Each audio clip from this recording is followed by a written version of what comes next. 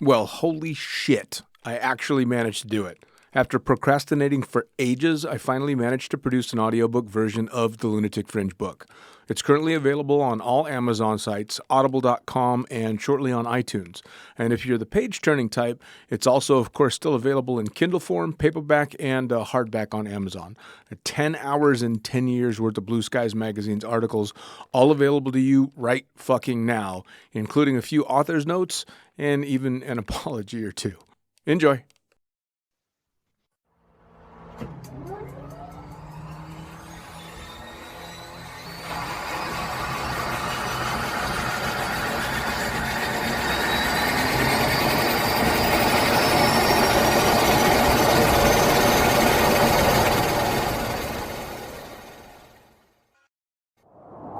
Blue skies call.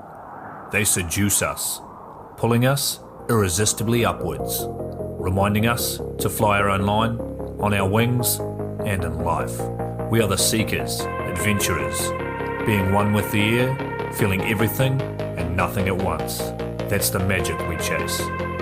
Follow the call. Find your pure, wild flight with NZ Aerosports. Of course, I absolutely love the NZ Aerosports business model. I mean, come on. One glance at an Icarus fuck yeah sticker and you know it lines up perfectly with the fucking pilot mentality.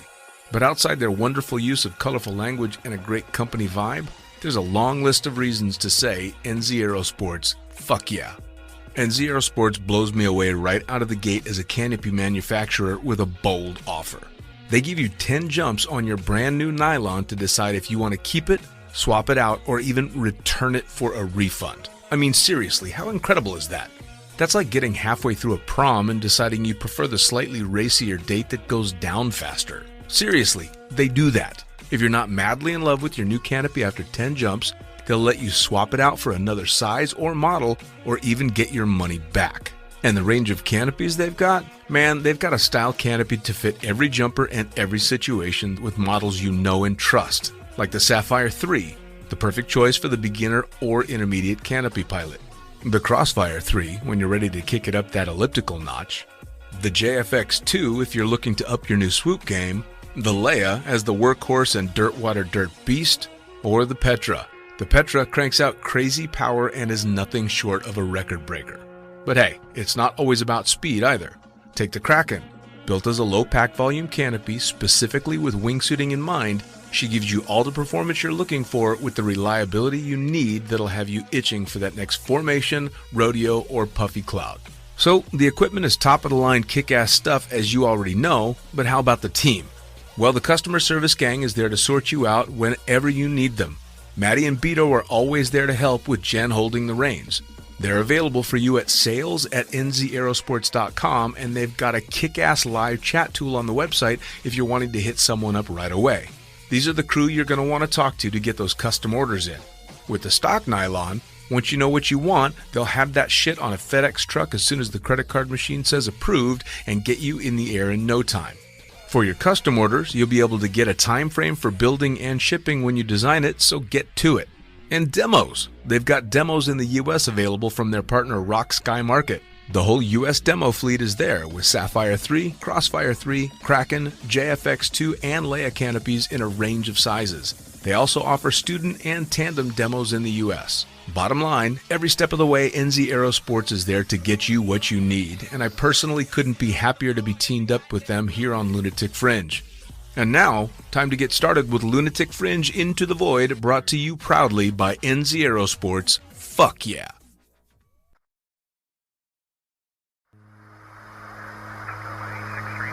Coming straight from the cockpit, it's another episode of Lunatic Fringe with the fucking pilot.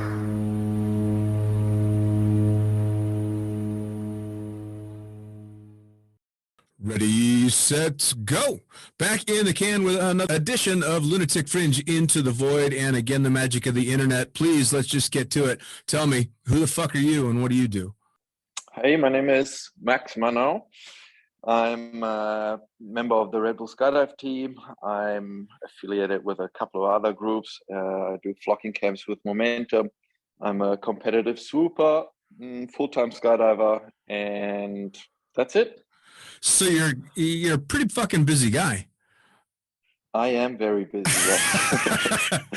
I mean, I'll tell you what, I know how much you love it just because the last time we were going to sit down and talk, I got an apologetic message from you about an hour and a half before going, dude, the weather's way too nice, man. We got to do this some other time because I'm going to go jump. Yeah, I think I went and did a couple of base jumps in Lauterbrunnen. I live in Switzerland, Nice. and whenever the weather is good and I have time, I'll try to make the most of it.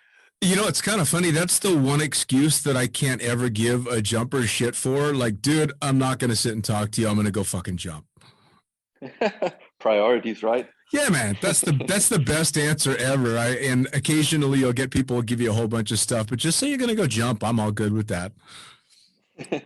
So look, so the way we do things on the podcast is I want to jump all the way back to how you got started on doing this, because obviously if you've made it all the way up to the Red Bull team and everything else that you're doing, you've got a little bit of talent, but it had to start somewhere. So where did extreme sports and then of course specifically jumping start for you? Man, many years ago, over half of my lifetime ago, I got a tandem skydive from my mom for my 14th birthday. Wow. And I did the jump. I honestly don't remember much. I remember feeling sick in the car on the way back and throwing up at home. But I guess it was a bit of an overwhelming experience, and it made me kind of, I don't know. I just wanted to know what it was all about. And then for my next birthday, my mom gave me like an introductory course, static line at that time. And I did those 3 static line jumps. And then the school asked me if I want to continue. And I think I did another 2 jumps or something that day.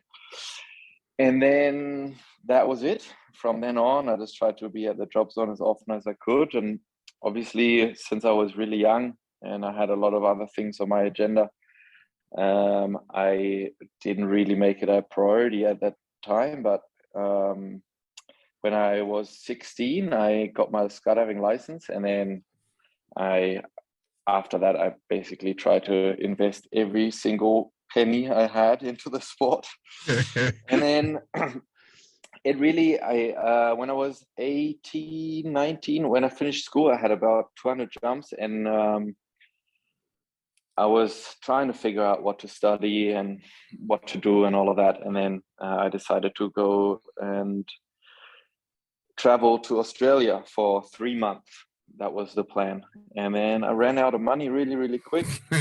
So I had to find a job, and I called the nearest drop zone. And they basically asked me, or they basically told me that they don't really have work for me, but I could come and hang out for a bit. And then that basically started my professional career, I guess. Starting. Now, starting in Europe, obviously it had to be Europe to be able to start that young, but 14 years old is really young to make that first jump. I mean, especially if you said you were sick to your stomach on the way home.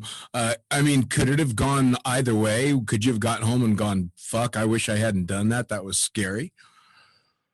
Yeah, probably. I mean, it was also the first time I've been in a plane.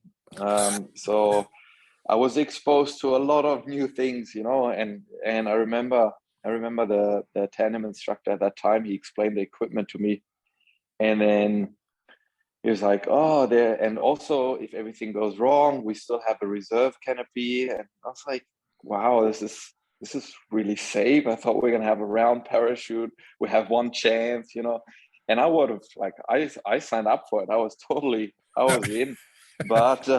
Finding out that there was a lot better equipment than I expected and all of that made me really curious.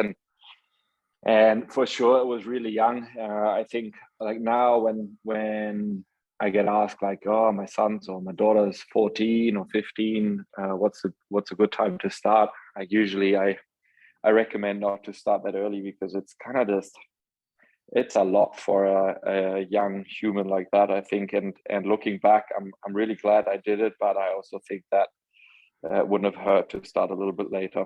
Yeah, I agree. I mean, I did tandems for a while in New Zealand that doesn't have an age limit. It's literally just if you can fit in the harness safely, you can make a jump.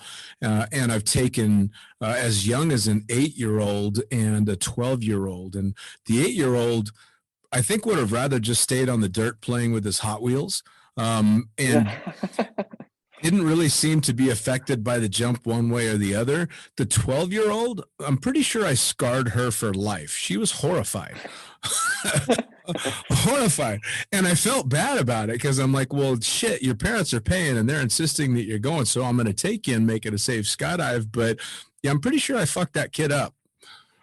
Man, it's overwhelming. And honestly, I think the best or the worst thing about it is you set the bar really high as for experiences.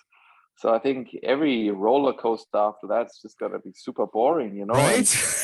And so you're kind of like, I think it's not a good idea if you have a child, you want to take them skydiving, wait as long as possible, because after that you're just going to have to come up with something better than a skydive, which is pretty difficult in my eyes. Yeah, it's pretty tough to do. Now, you said it was a gift from your mom. Was she or anybody else in the family a jumper? No, not at all, man. Actually, when we went to the drop zone, I realized it was like 20 minutes from my house, and I must have heard and seen them before, but I didn't. So it was a really small, like a 182 Cessna drop zone in the south of Germany. They have a big military base there, but they have also a civilian club. And yeah, no, I didn't know anything about skydiving, to be honest. No idea. Now, did your mom have any idea as you got into it what she started? I mean, did your mom ever go, oh shit, maybe I shouldn't have done that? Man, actually, it's funny. Like a couple of years later, I talked to her about obviously what happened and where that journey took me, and then she was like, she just knew at that time she had to direct my energy towards something good. Like she said, like, you had a lot of energy and I needed to make sure it goes towards something useful or something that is good for you, And so now she doesn't really know a lot about what I do. Like I send her messages from time to time. Usually when I stand on top of the mountain just before I jump, I send her a quick message and I think she's just happy that I'm happy and she comes and watches competitions if they're close to where she lives, and I think she's just really happy that it worked out for me. Nice. So you were one of those kids. She was like, shit, I better find something for this kid to do or we're in for a long road. Yeah, 100%. Yeah. That's awesome. So had there ever been any other thought that skydiving was going to basically be your life? I mean, I know you said you were jumping quite young, but were there other interests that might have taken you different directions, or was it pretty much shit, this is it? Man, honestly, I never really thought about it. Like it just kind of like happened to me in a way. Like obviously I made myself available to a lot of the jobs and places I went to and all of that, but I never really like the instructors were gods, when I was a young skydiver. I was like, man, it's just impossible to ever acquire 1,000 jumps, or you know what I mean? They travel around the world and all these things. Like for me, it was just impossible to compare myself to them, even, sure. And it kind of like stayed like that for a really long time. Like I remember getting my instructor rating and go like, how the fuck did I get here? It's Yep. really crazy. I was really fortunate to have a lot of people that kind of like helped me get to where I was, but it was never something that I even like thought I could become, Sure. It really just happened. Well, now, when you went to Australia, you said, I mean, as an American, most American kids don't travel all that much. The lucky ones do, but not like European kids absolutely take these trips and they go live other places for extended periods of time. So you didn't go to Australia looking to jump, did you? No, not really. I had a rig at that time. Like I said, I was a really young and inexperienced jumper. And I thought it'd be nice to do a jump or two while I'm there, but I never really planned to, like, I had no idea. I didn't know like what a big drop zone looks like. You know what I mean? Like I was just, I'm going to take my rig and see what happens. And then Sure. I never packed for anyone else either. Like when they asked me to do a pack job for them, I remember it was like a JVX 94 or something at that time. And I never held a wing like that in my hands. You know, I was like, what is this? Like, what am I going to do with this? Like, I can barely pack my own parachute. And yeah, and then it kind of just started there. I totally green and just try my best. So they hired you on as a packer because you showed up and had no money and nowhere else to go? Pretty much. Nah, honestly, they just offered me a place to stay. And they're like, man, we're not really busy. Like, there's not really a job position open for you, but whatever you can do is probably helpful. So I started like emptying the bins and answering the phone and cleaning up the kitchen. And then finally it was packing. I remember you needed, like in Australia, you need a commercial packing license. So I had to get that first. And then it was sort of like every kind of work that was there, like doing, like, I don't know, cleaning up the garden for my boss at that time and Sure. things like that. Just trying to have a bit of money to eat. And then over the years that became a bit more professional, like editing videos and then camera flying. And then I finally got my instructor rating and I started doing AFF and tandem. So is that kind of the point where the switch flipped and you realized you're not just doing this to get by while you're figuring out what's going on, but this is your path? Yeah, in a way, yes. Yes or no, man. I had doubts for many years after I got my instructor rating too. I always thought like, am I like the scuba instructor in Thailand that sort of like thought he has a job and then realizes when he's like in his mid 40s that he kind of, fucked up or something, like, I don't know. Like I was always like, do I have to, is this a real job? Can I get by with this? Sure. Or do I have to go back to university and get like a real job? For many, many years. And every time it was like tough in the sport, I kind of reconsidered or I just considered doing something else or. Sure. Well, I'm sure you got the same thing that I and a lot of professional skydivers got, especially back in the day, was, wait, you can make money doing that? Nobody could wrap their head around the fact that you could actually do it as a job. And I, a lot like you, when I became an instructor, assumed that at some point everybody would figure out that I was a complete fraud and had no business doing what I was doing. Like, half of the time I'm more scared than my fucking students were, but somehow I kept getting through it. And it took a long time before I woke up and went, oh shit, I think I'm a skydiving instructor. Yeah. It was, I think when I, like even in the beginning, when I was a young instructor, I never really made up a lot of money. It was kind of like, and all the money that I made went back into the sport or into buying equipment and all of that. So it was always like, man, I was broke for many, many years. So, but then in my last year in Australia, I started working for another job zone. It was like what we consider a tandem factory. And then after the first week or the first 2 weeks, I wrote them my first invoice. And then I was like, all right, this is serious money. Like, this is a good job. I like doing it. And I think I'm just going to do that until I get bored or until I want to do something else. That was a few years ago now, I'm guessing.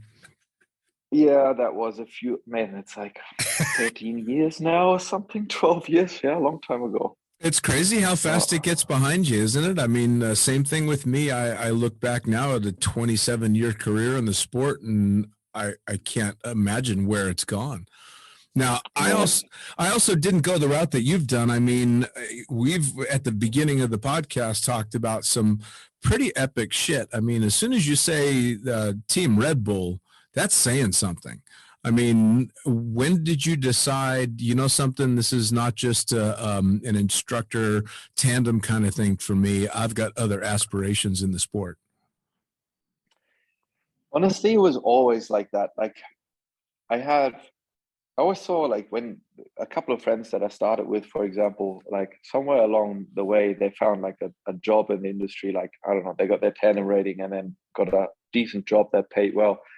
And then a lot of them kind of like stayed in those positions. And I remember going, it was also in Australia. I did my first swoop competition. I went down to Picton, I think it was like an intermediate swoop competition. I never had done any training or anything like that. And I just thought, like, this is really interesting. And I remember going there and basically spending all the money that I had saved up at that point for training and like a bit of equipment that I needed, and then the competition, obviously, and the flights and all of that. And I remember coming home and a couple of my friends were like, man, you missed like a really busy weekend. Like, we made a bunch of money. There was like this big group, blah, blah, blah. You know what it's like, you know? And I was Sure. like, in a way, I felt like, damn it. Like, obviously, I missed out on a bunch of money, but I was really, really stoked having gone to that swoop competition and learning a lot and doing something for myself.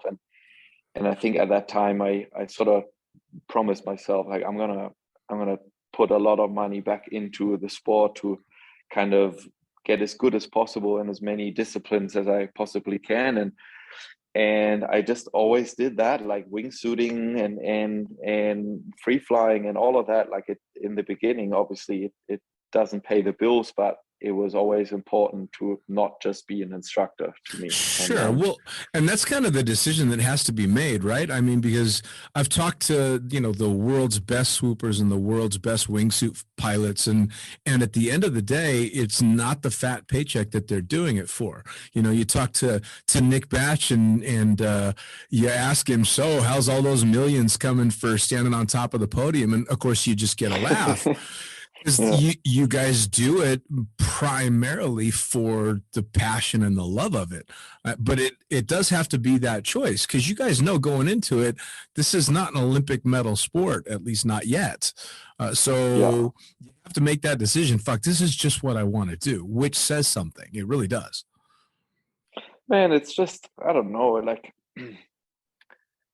it's just having fun, really, at the end of the day. And I guess, like, when you start as a student, I think it's so cool how many new things you learn in a really short period of time, and how you kind of like, I guess it might be a bit over the top, but how you kind of like become a better, stronger person, right? Like, you deal with your fears a bit more. You I don't know, you sleep, you dream of skydiving, you breathe skydiving. Like, everything you do is just towards that one goal.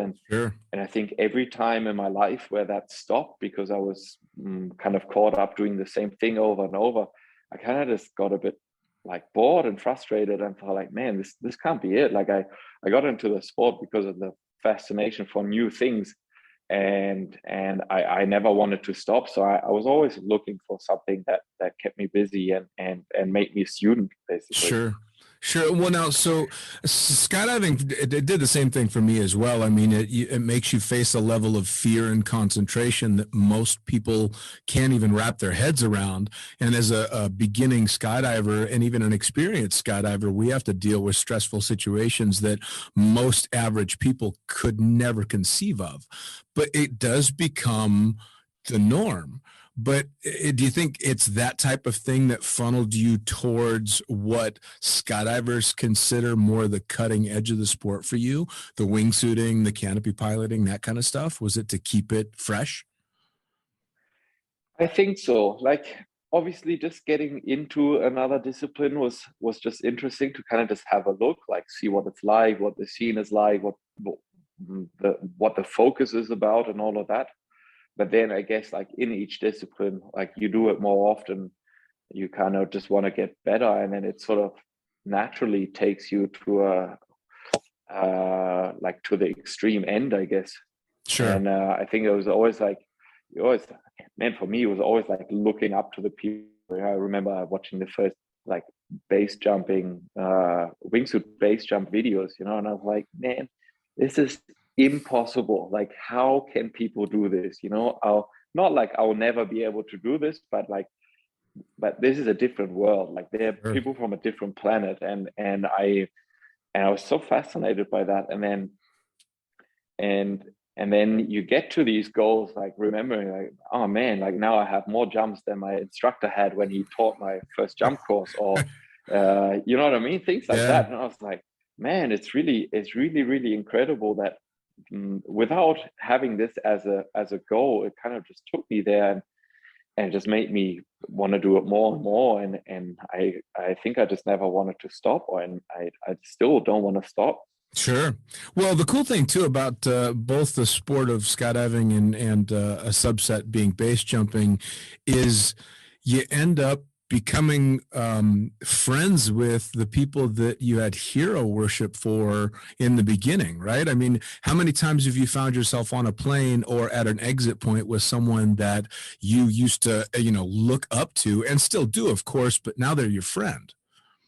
Yeah, it's incredible, man. In the beginning, I would get stuff. I remember, for example, with competition, I remember competing against Cornelia in the Italian nationals a couple of years ago, maybe 5, 6 years ago or something. And at that time, I trained a lot, and I was really, really focused on competition. And then I went there, and Cornelia for me was like, the one and only, like, just an amazing canopy pilot and person, obviously, also. And it was like the last round, and she had done her last jump already, and I realized, like, if I did like an average round, I have a chance to beat her in that competition in the Italian nationals. And I got so nervous. I was like, this is impossible. There was like a weather hold, and for 2 or 3 hours, all that went through my mind was like, oh my God, it's Cornelia. Like, how can I possibly, like, it's impossible. Like, what am I doing? Just going crazy and crazy. And I ended up totally cooking the round, like totally fucked up, and like did a shitty score, and she took the win. But I remember being like, man, something has really changed, like to compete against the people that I look up to is such a incredible feeling, and it's something I definitely wasn't prepared for mentally either. Sure. Well, and I mean, not to just compete with them, but then to find yourself sitting around having a beer and shooting the shit with these people that you idolize their abilities and what they do. I mean, I've been lucky enough to have Cornelia in the studio a number of times, and have joked a number of times about when she once tried to teach me how to do a 450, and I made it halfway around and was so dizzy I bailed out, and she just laughed at me. She's like, just go away. Like, I'm going to stick with my 270s. I'm good. That 450 shit and above is just too much for me. And then you're watching her and all these other amazing people taking podium after podium and realizing they're badasses because of how hard they dedicate themselves, but they're also just fucking great people. Yeah, man, I think almost like one doesn't go without the other, like, I think you to get in the sport far, I think, like, to be a bit humble and open, and to actually spend that time on the ground having a beer with someone else, and talking about skydiving outside of the actual sport, is like, I would say like 80% of all my knowledge I learned when the plane was on the ground, so Sure. I think like those times are really, really important, and I learned a lot about like attitudes and how people, how serious they take it, and all of that. And I think like without that, I definitely wouldn't be where I am now. I mean, I think there's absolutely no doubt that to reach the levels that somebody like Cornelia reaches, you had to have had some situations that have humbled you. And if you haven't, then you're not performing at your best, because that humility is also what helps to keep you safe and help pass that knowledge on to other people. I mean, you just can't, this sport doesn't take not being humble for very long before you get smacked. No, exactly. And man, at the end of the day, like I think about it this way, like I try to be like you try to be the instructor that you never had, right? Like if you, whatever you do in the sport, like the ultimate goal is that the generation after you will outperform you more or less. Yes. Like it's the whole idea of the sport is, of course, why you're competing. It's sort of like if you have your one that works really well, like you kind of don't want to give it away. But at the end of the day, like as an instructor or whatever, I think like the ultimate goal is that the students I teach one day will outperform me, and for that, it's like a circle, right? They're gonna do the same thing, and the instructors I looked up to, they did the same thing. So in the end, it's all like taking while you're doing your thing, but also giving a lot, so the next generation can become safer and better and have more fun, basically.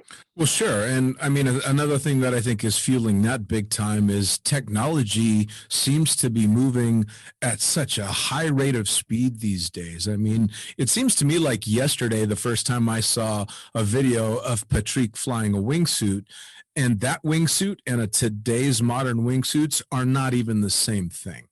But Yeah. it seems like it happened in the blink of an eye. And it's the same thing with parachutes. I mean, when I started jumping, the baddest thing in the sky was a stiletto. Holy shit, you got to be crazy to jump a stiletto.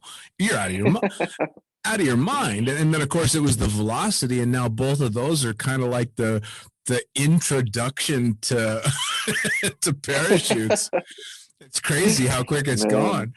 Well, and I'm sure you've seen it quite a bit too, especially doing the kind of things that you do. Because I mean, you got into wingsuiting quite heavily, and then the base jumping side of things. Again, technology has really taken over, hasn't it? Man, for sure. Man, when I had like my 220 jumps or something, when I was like, I just qualified for doing my first wingsuit flight. I did, and I was jumping like a Birdman Classic or something, you know, like today we consider them, they're like a rail suit with camera wings, you know, it's like really far Right. from what a wingsuit is today.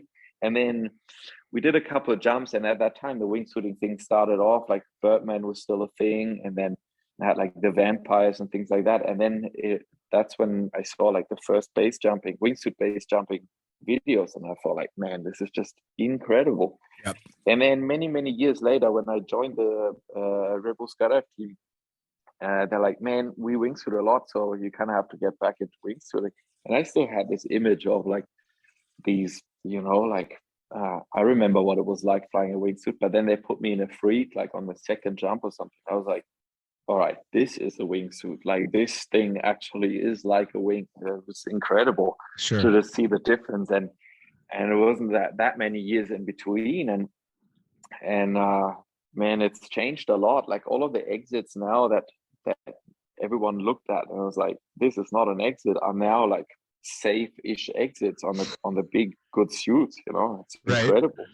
It really is. I mean, again, I'm not a base jumper. I'm not a wingsuiter. So for me, it's all an outside perspective. But watching the evolution of it in the YouTube generation that it's become, and then, of course, becoming friends with and working with all the guys that are just on the cutting edge of this shit, I'm constantly blown away when I watch an exit that just doesn't look possible.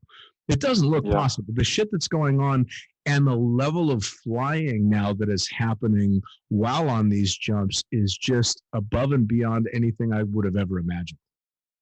Yeah, man, it's really, really cool. And yeah, like you said, with canopies, the same thing. Like, you know, doing, I don't know, people jumping. I think Nick is jumping a 55 now for speed and in competition, 55 Petra. Then the mutant harness, obviously.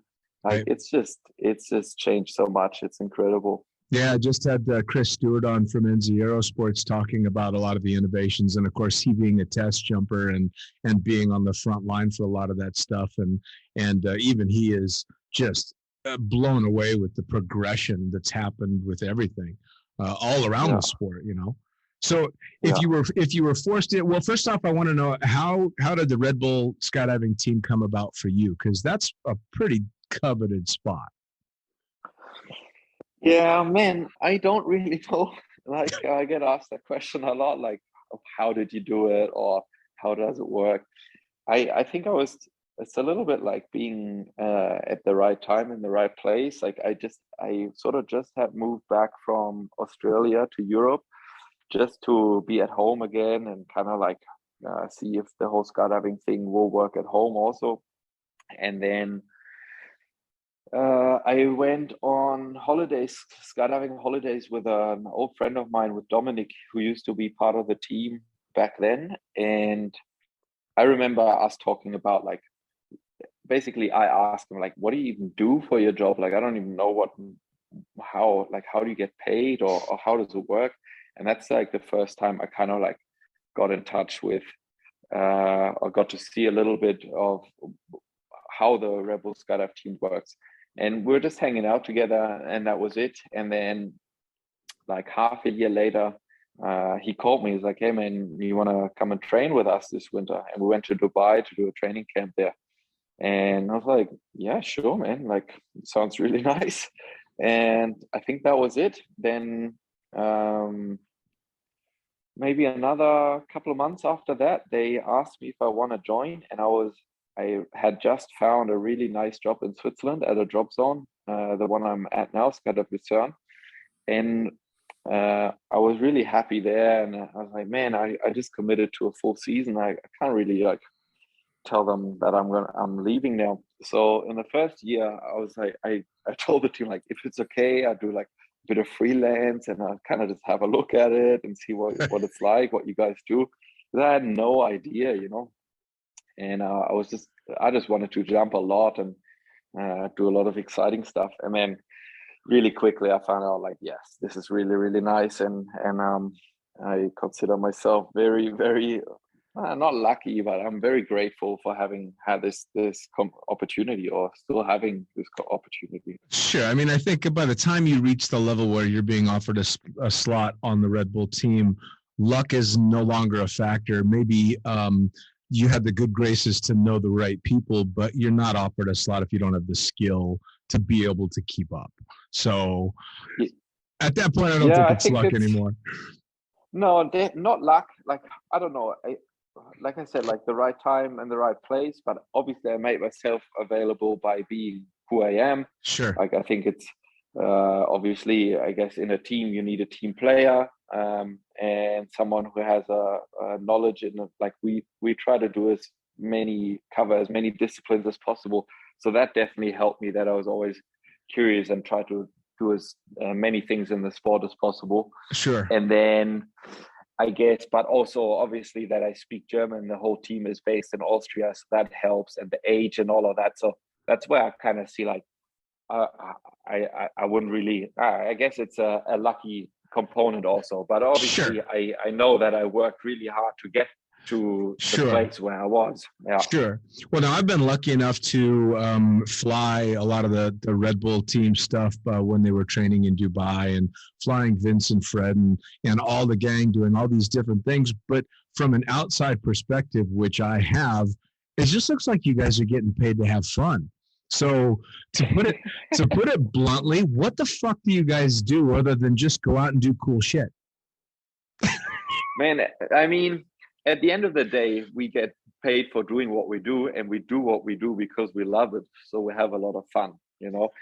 So it is like that. I guess I guess there are other sponsors too that go like, man, what you do is incredible, and you're having fun doing it is awesome, and I want to support it. But specifically us, the Skydive team, we do mostly show jobs. We do a bunch of shows for RedBull Austria, so we have the Formula One, MotoGP, and things like that, a couple of smaller events also, and that's sort of our how we make a living.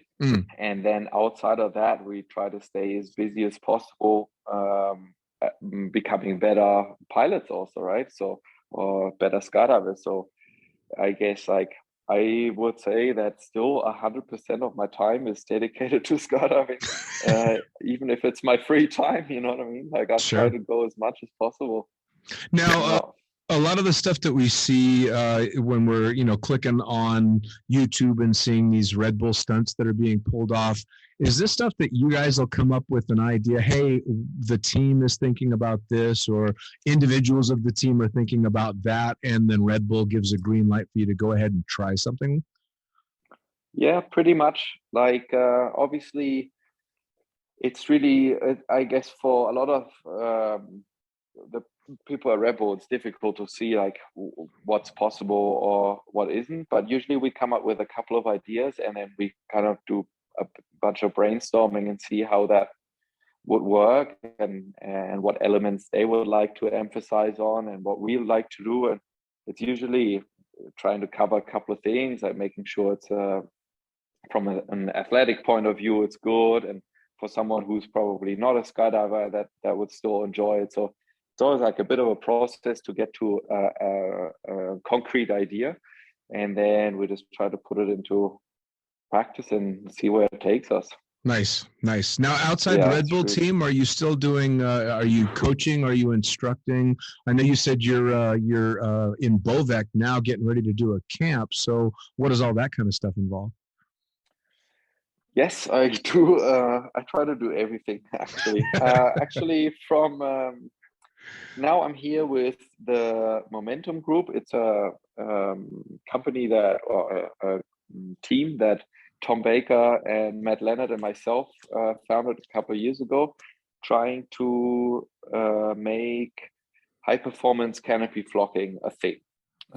We did a little bit ourselves, and then we thought, like, man, maybe there's like a camp format, a boogie format, so canopy flocking becomes a thing. Just like if you rock up to a boogie, you want to do belly flying, you want to do free flying, you want to do canopy flocking, it's all there. And then we kind of like did the first event and just tried to figure out if that could work, and it took off. It got really big really quick, and now it's the 4th year, I think, already, or the 5th year. And this is our first mountain flying / canopy flocking event in Bovec. Wow. And Bovec, if I'm not mistaken, is becoming quite well known for the mountain flying. Man, it is incredible here. Like, the drop zone is located in a very beautiful valley surrounded by perfect mountains to do mountain flying or paragliding or whatever. It's like a little adventure sports valley. And the drop zone caters for mountain flying quite well. Like, they have pickup trucks and things like that to bring people back. And a couple of the lines in the mountains are well known already, so it's quite easy to make that happen. And it's a really nice spot for it. Well, and it draws a lot of the best as well because of its area, right? I mean, it's not very far away from a lot of very popular base jumping spots as well, correct? Yeah, there is. Man, here in Bovec, like, there is a couple of base exits. It's really good for speed flying, for paragliding. Like, I call it Little Norway. Like, it's got all the things that that you want with mountains, but really accessible also. And it's perfect for having this camp here for sure. Awesome. Well, while you're there, you're going to have to make sure and find Nitka, the guy that's running the place, and tell him I called him a fucking asshole and that he has no idea how to spot an airplane. I will. I promise. Tell him Princess said that, and he'll laugh his ass off. He might slap you, but it's meant for me.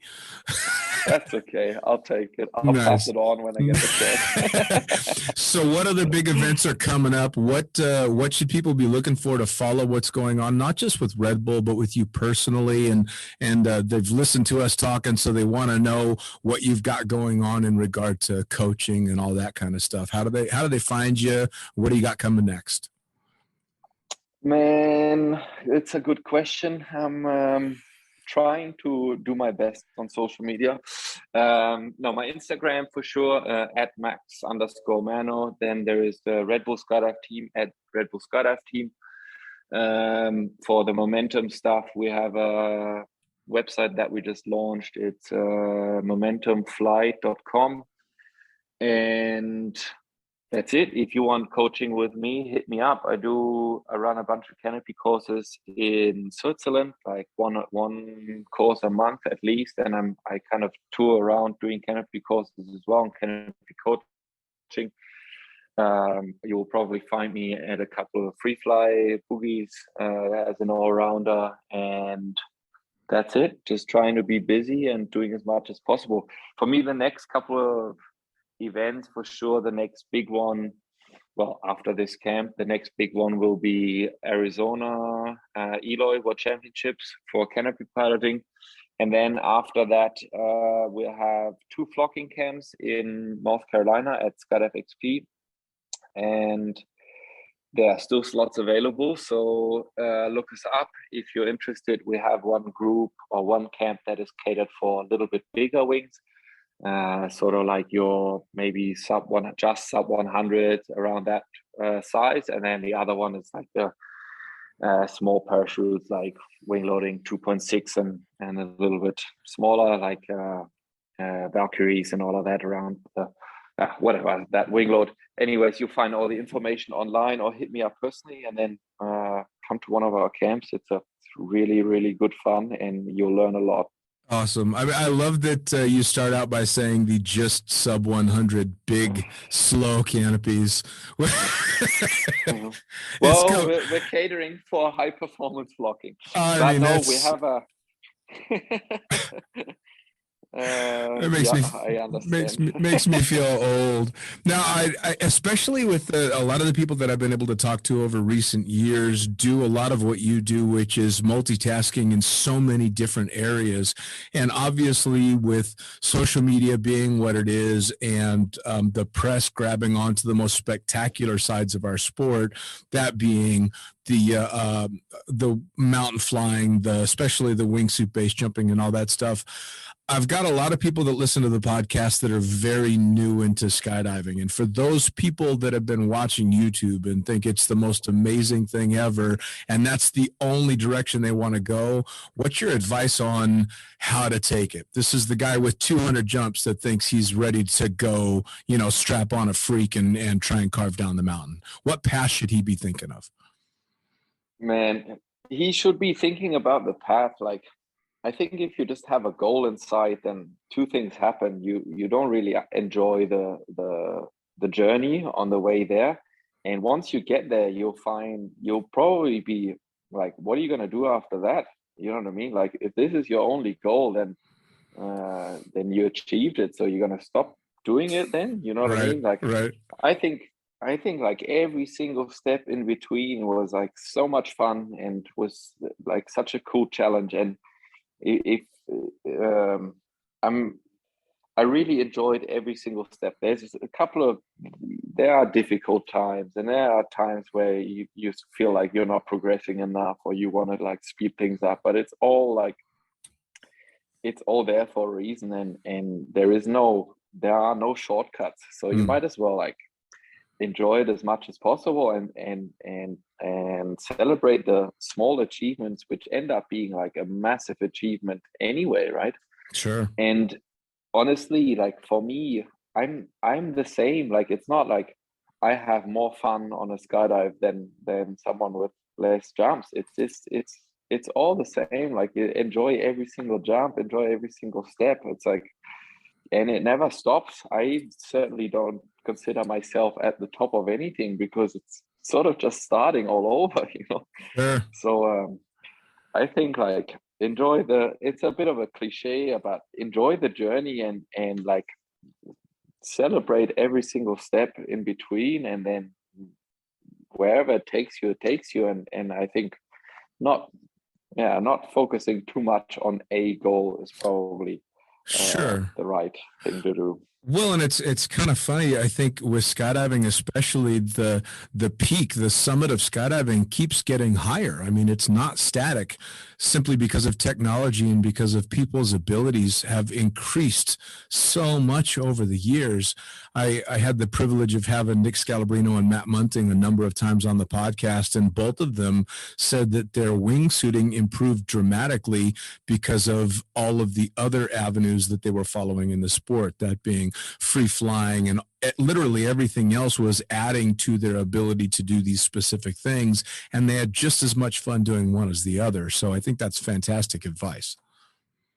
Man, it's all connected. It's all basically the same thing, right? We're getting out of an airplane, or we're exiting from somewhere and we're getting to the ground. And there's so many things we have that we can definitely improve on a lot, and technology will make it interesting all the time. And there's so many disciplines that are for sure super fun.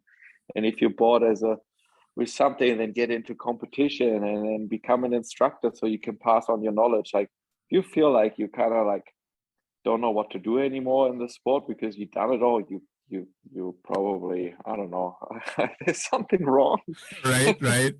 Well, and if you're lucky enough to be somebody like me who doesn't intend to base jump but has tons of friends that do, I get to live vicariously through the stories and experiences that you guys have. So even if you're not doing that stuff, enjoying watching the progression is just insane. It's wonderful. It really is.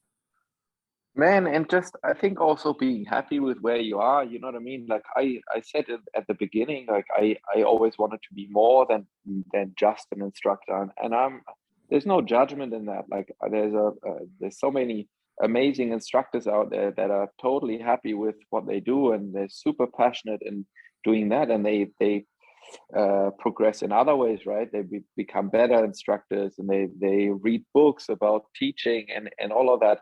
And I think it's awesome. Like, if you found your place where you're happy, then enjoy that too. It's no, like you said, enjoying watching other people is such a cool thing. If you ever come to a swoop competition or any competition, you just see what's happening there.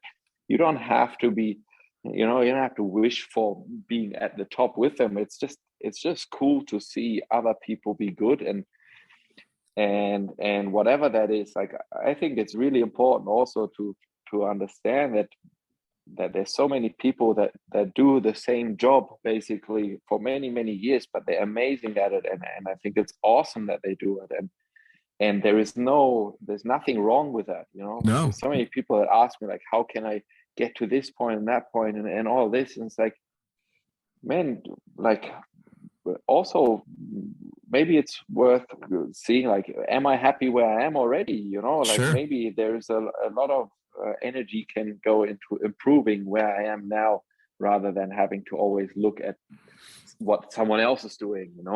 Oh, and there's always room for improvement, even if it's something you've been doing for a long time. I mean, we said it earlier. I still, to this day, keep waiting for someone to tap me on the shoulder and go, hey, you're really not allowed to fly that plane. You need to get out, because we found out you've been fucking faking it all these years. So, it's a nice thing. There's always something to learn, even if you've picked your one area to stick with. Man, 100%. And I think that's, like, that always like kept me motivated. So I try to be better and try to find a better way, and kind of like, whether it's as an instructor or as let's say an athlete or whatever, it's like, how can I improve on this? And that's just, I don't know. I think it's a ton of fun. And I think if the focus is on doing that, then you're going to have fun anyway. Yeah, I agree. Well, one more time, please give me the Instagram so everybody can check in with you that way and follow up what comes next for Max. My personal Instagram is @Max_Manow, and you'll find the Instagram of @RedBull Skydiving Team and @Momentum Flight.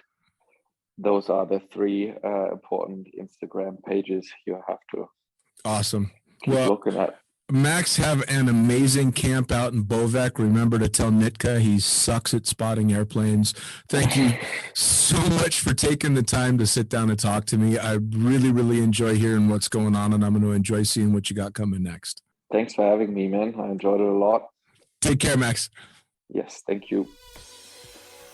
And there you have it. Another episode of Lunatic Fringe Into the Void, brought to you as always by, and say it with me, fuck yeah, NZ Aerosports. Head to nzaerosports.com. By Pussfoot. That's right, head to pussfoot.com, the Extreme Sports Collective, and check out everything they've got to offer. By summitparachutesystems.com. Jarrett Martin and the family cranking out amazing pilot rigs, as well as incredible rigging courses. And now joining the Lunatic team, it's the one and only Tony Suits. You know him, you love him. Head to tonysuit.com. Check out all the amazing standards as well as the new incredible signature line they've got going on. And as for us, the Lunatic Fringe is now on YouTube. That's right, you're going to have the chance to put faces to the audio by heading to youtube.com and looking up the Lunatic Fringe podcast. It's easy. Hit the like button, hit the subscribe button, check out all the amazing videos from the previous guests that we've had, as well as new and upcoming interviews on video. As always, I am the fucking pilot. Head to thefuckingpilot.net or theprincesspilot.com. Thanks for joining. We'll see you next time around.